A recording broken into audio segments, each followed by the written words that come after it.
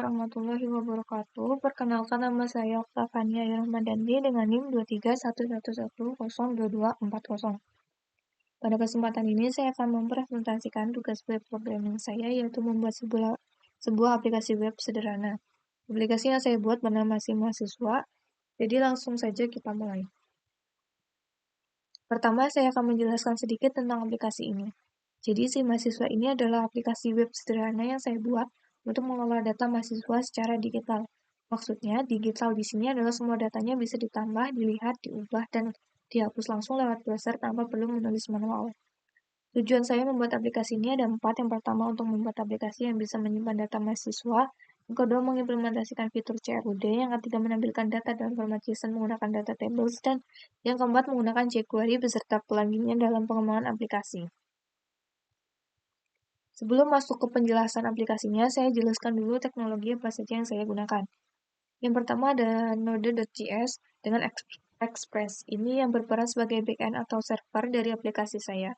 Tugasnya menerima request dari browser dan mengirimkan data kembali. Yang kedua ada Bootstrap. Ini framework CSS yang saya pakai supaya penampilan aplikasinya rapi dan tidak perlu nulis CSS dari nol. Yang ketiga ada jQuery, ini library JavaScript yang memudahkan saya untuk berinteraksi dengan halaman web dan mengirim request ke server. Nah, dari jQuery ini, saya ada 2 plugin yang digunakan. Yang pertama ada Data Tables, yaitu plugin untuk menampilkan data JSON dalam bentuk tabel yang bisa dicari dan diurutkan secara otomatis. Yang kedua ada jQuery Validate, yaitu plugin untuk validasi form. Jadi, kalau ada input yang kosong atau salah formatnya, langsung muncul pesan errornya. Sekarang kita lihat struktur foldernya. Jadi aplikasi ini terdiri dari beberapa file. Di folder utama ada 2 file penting. Yang pertama ada server.js yang merupakan file utama backend-nya dan package.json yang berisi konfigurasi aplikasi. Lalu ada folder public yang berisi semua file yang bisa diakses oleh browser. Di dalamnya ada 3 file HTML. Itu ada index.html untuk halaman tabel, lalu ada tambah.html untuk halaman form tambah, dan edit.html untuk halaman form edit. Kemudian ada folder CSS yang berisi style.css untuk tampilan tambahan. Sekarang saya jelaskan bagian backend-nya, yaitu file server.js. Jadi server.js ini adalah otak dari aplikasi saya. Disinilah semua logika berjalan mulai dari menyimpan data sampai merespon request dari browser. Di dalam server.js ada 4 API root yang masing-masing punya fungsi berbeda.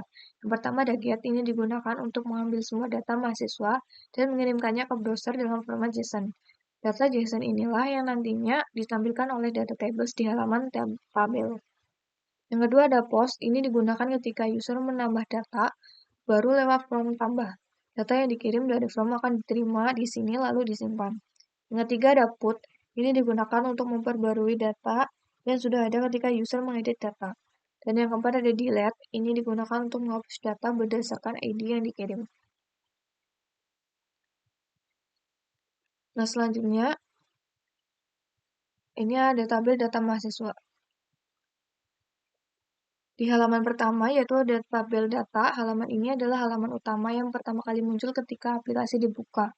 Di bagian atas ada 4 kartu statistik yang menampilkan total mahasiswa, jumlah jurusan, rata-rata IPK, dan jumlah angkatan. Data di kartu ini juga diambil secara otomatis dari server.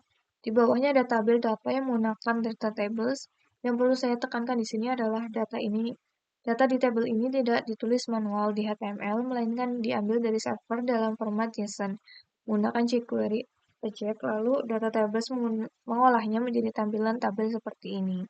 Fitur yang ada di tabel ini antara lain bisa dicari menggunakan kolom pencarian di pojok kanan, bisa diurutkan dengan klik header kolom, dan ada navigasi halaman. Semua fitur itu otomatis dari data tables tanpa perlu kita coding sendiri. Di halaman kolom paling kanan ada tombol edit warna kuning dan tombol hapus warna merah untuk setiap garis datanya. Lanjut ke halaman kedua, yaitu halaman form tambah data. Halaman ini bisa diakses dengan klik tombol tambah data di halaman tabel. Di sini ada form dengan 5 file, yaitu NIM, nama lengkap, jurusan, angkatan, dan IPK. Yang menarik dari halaman ini adalah validasinya.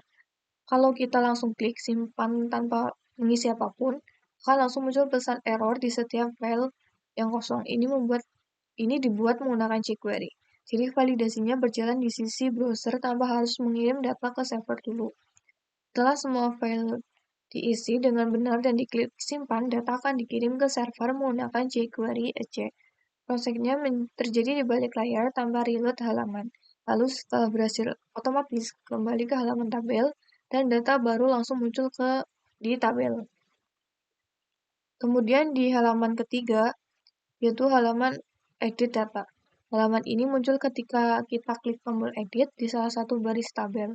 Yang membedakan halaman ini dengan halaman tambah adalah saat halaman edit dibuka, form langsung terisi otomatis dengan data mahasiswa yang kita pilih tadi. Ini terjadi karena saat halaman dibuka, aplikasi langsung mengirim request ke server untuk mengambil data berdasarkan ID, lalu hasilnya diisi ke form menggunakan jQuery.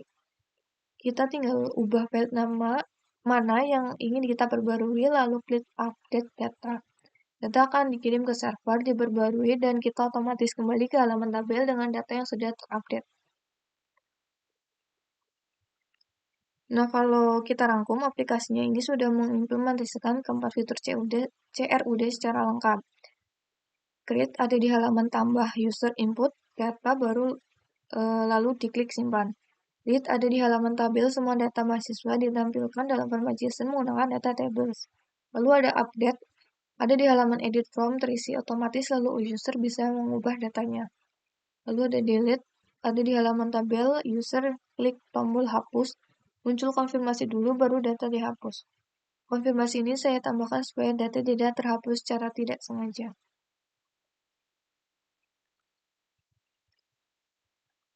Baik, itu tadi adalah presentasi dari aplikasi Si Mahasiswa yang saya buat. Kalau disimpulkan, aplikasi ini sudah memenuhi semua spesifikasi tugas yang telah diberikan. Mungkin aplikasi ini jauh dari sempurna karena saya masih dalam tahap belajar. Sekian presentasi dari saya, kurang lebihnya mohon maaf. Terima kasih atas perhatiannya. Wassalamualaikum warahmatullahi wabarakatuh.